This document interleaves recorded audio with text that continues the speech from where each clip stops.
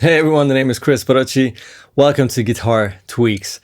This is one of those videos where I'm almost too excited to even gather my thoughts and just keep this video somewhat, organized. Thing is, let me show you the bass first that we're talking about today. I mean, you've seen the title and the thumbnail picture, so you know what it's about, but still, it's here in the flesh, so let me grab it. This is an amazing bass. It's a 1969 original Fender precision bass.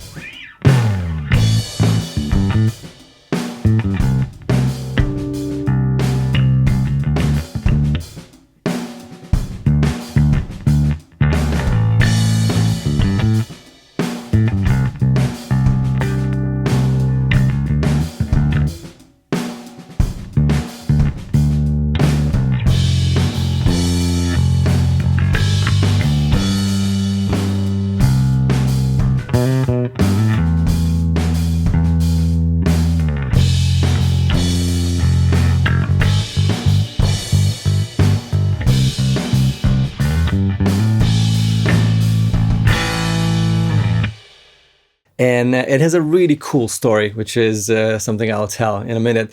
And I have a task here. I've been asked to hold on to your, whatever you're sitting on, chair, sofa, whatever it is.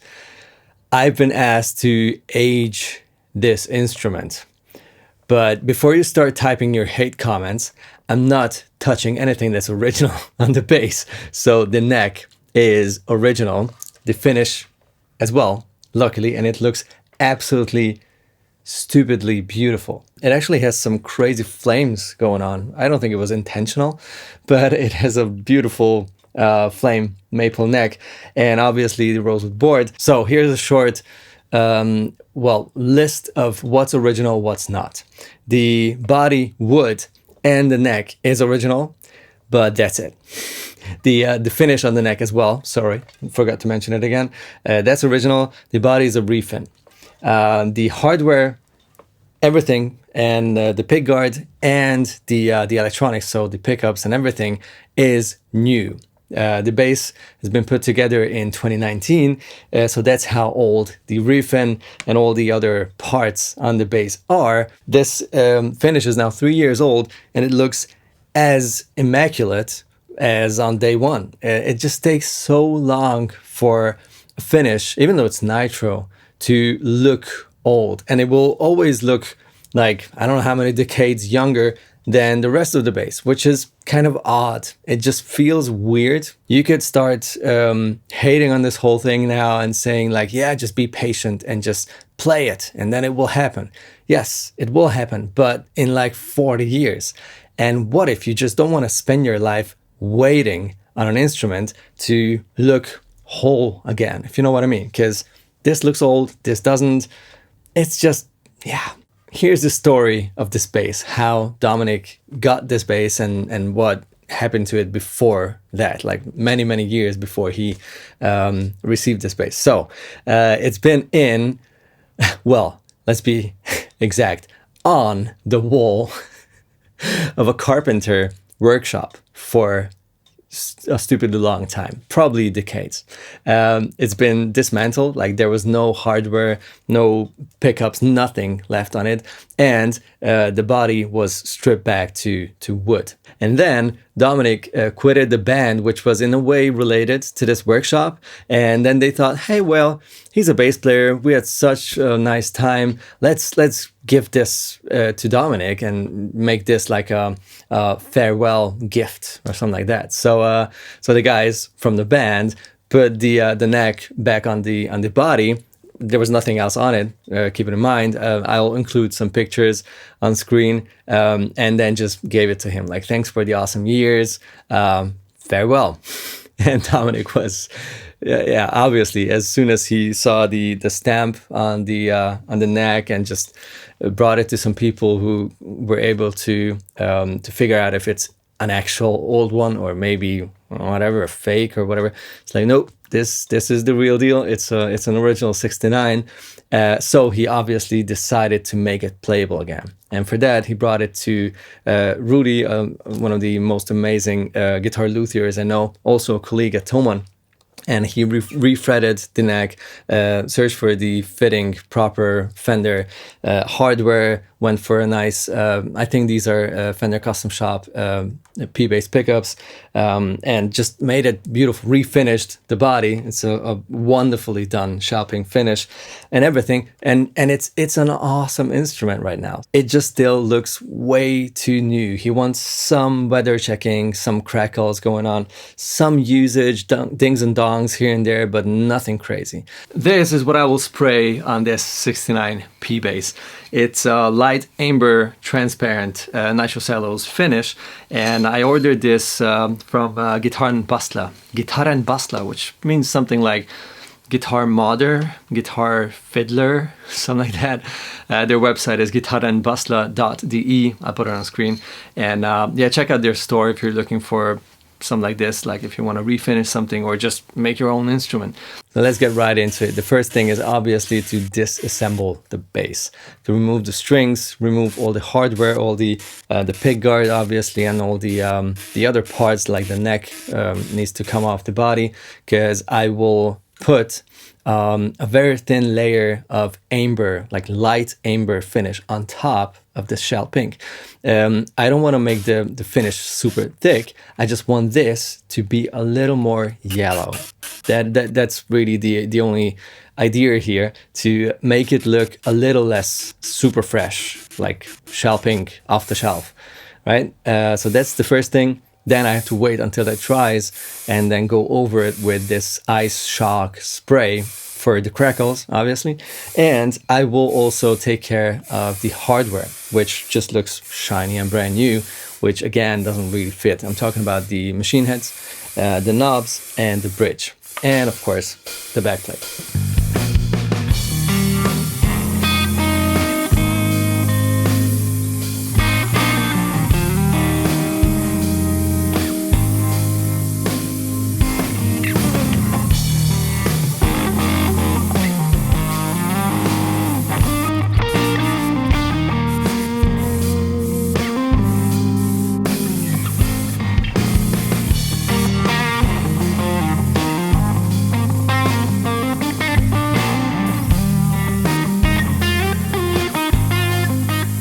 Since I finished both the body and the pickguard with this light amber nitro finish to make it look a little older, obviously it's way more yellow. As you can see, this was like as white as this piece of plastic or foam or whatever. It looks awesome, but after you've finished something, you have to sand it back and buff it up, because otherwise it just looks very, you know, homemade, sort of, yeah, not too perfect. So this is gonna be the pickguard and then the body. I'm going from 2,400 grit up to, well, at least 8,000, maybe even 12. I'll see how much shine I get with the 8,000. I don't want to go over the top. I don't want to make this look like brand new shiny. And as always, I will sand wet. Otherwise, I just scratch the whole surface with the mash pads.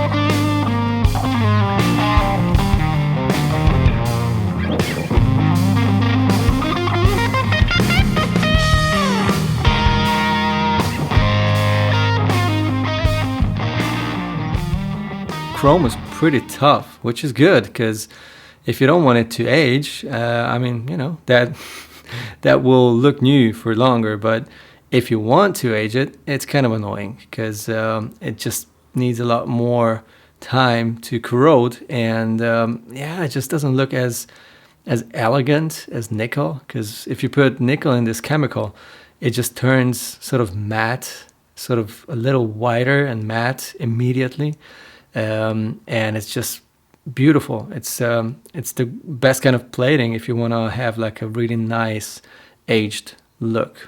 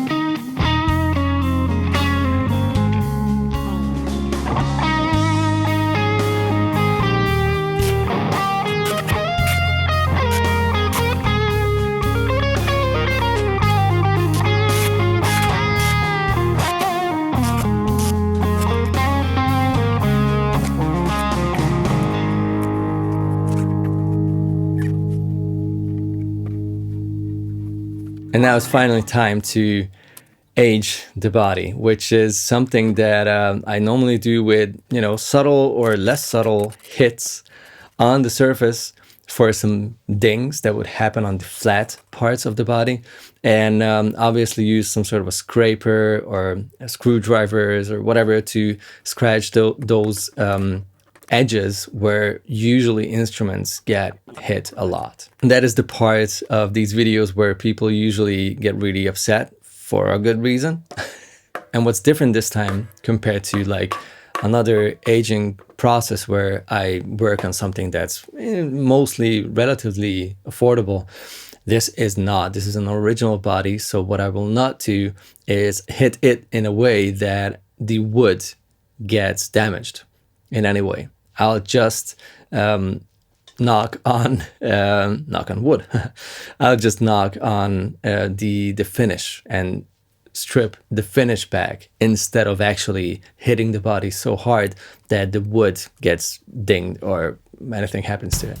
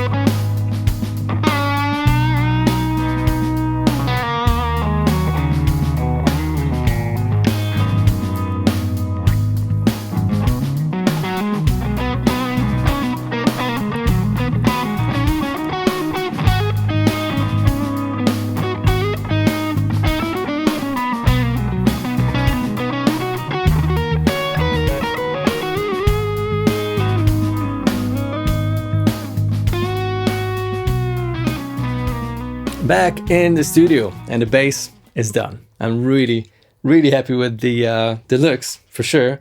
It does look like, yeah, like an old bass.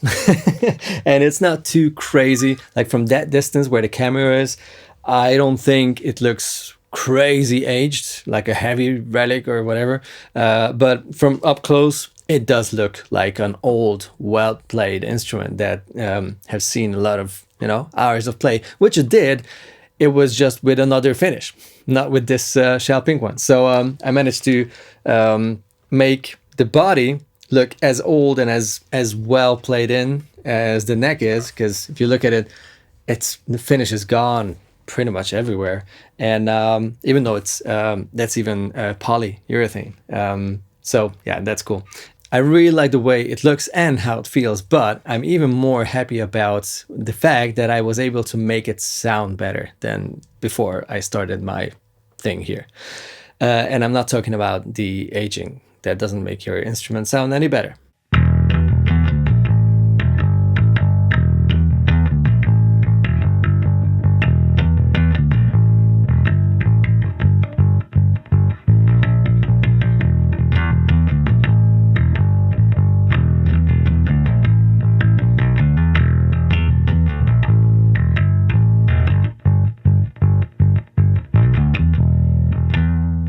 The thing is, you might remember the that clip where I had like an overhead cam showing the pickguard, and I wanted to put back the electronics on the pickguard, and I've held the original pots and the capacitor in the camera, and it's like, no, this is not coming back in this instrument.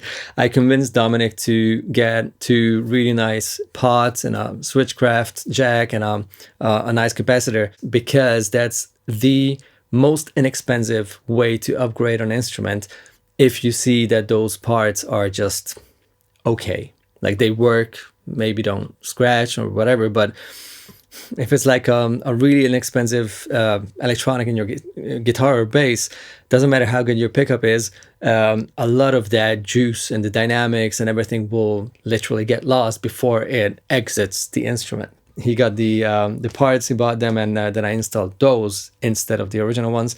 And man, actually I recorded the same playing again as what I played in the intro of this video, just with the new electronics. Pickup height, exactly the same. The strings are identical, like these are the strings that I just removed and put back on the bass. Neck setup is the same. All the setup is the same. String action, everything is exactly the same. The only difference is, are the pots and the capacitor and the output jack.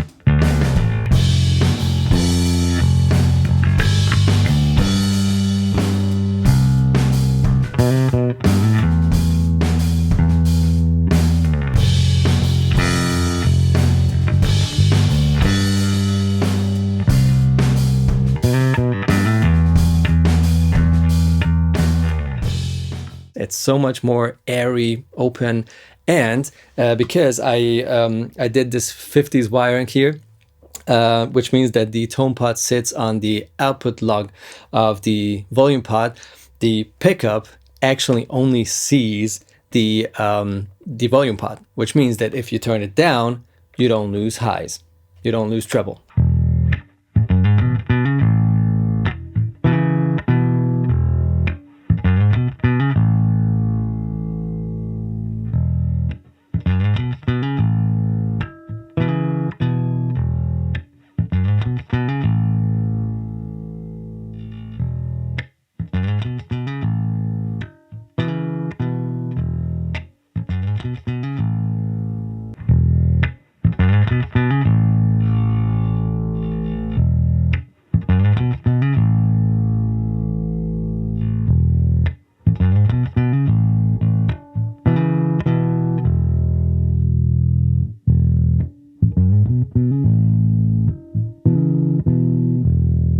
meet you down there in the comment section below. Let me know if you have any questions about whatever I used, like all the liquids, the materials, the steps I did, whatever it was. Let me know. I'll try to come back to you and answer your questions.